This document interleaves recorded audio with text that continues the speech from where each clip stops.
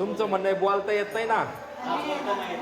आणि डोळे बंद, चित्त स्थिर, त्रिभुवनामध्ये सर्वात श्रेष्ठ असणारे व ब्रह्म विष्णू शिवात्मक शक्तींनी युक्त असणारे श्री दत्त प्रभू हृदयामध्ये प्रगट झालेले आहेत.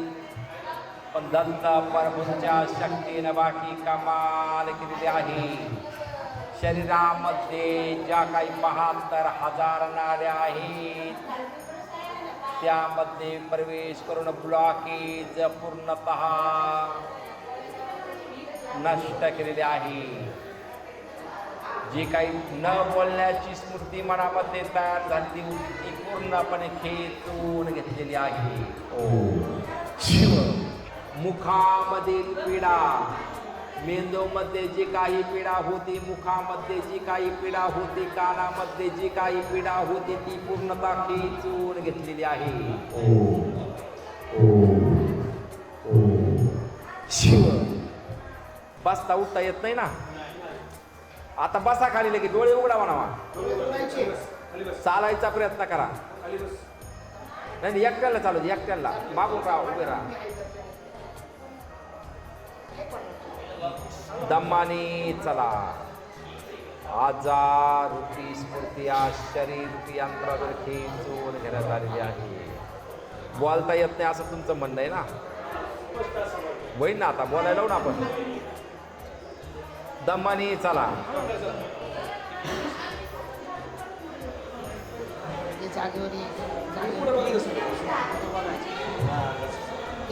बस बस बस बस बस बस. माईक तोंडा पुढे झाला. मी जे बोलन ते बोलायचं. मी जे बोलन पाय लक्षात, मी जे बोलन तेच बोलायचं.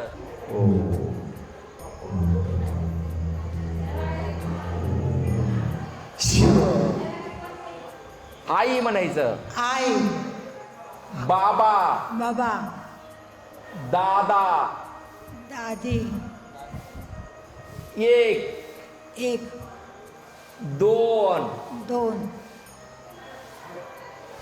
तीन, तीन, पाच. प्रयत्न करा.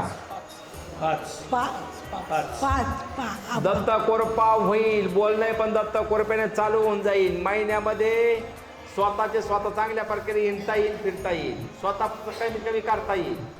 महिन्यामध्ये स्वतःच जी काही बाधा आहे बाधा पूर्णपणे नष्ट होऊन जाईल. दत्तधाम सरकार की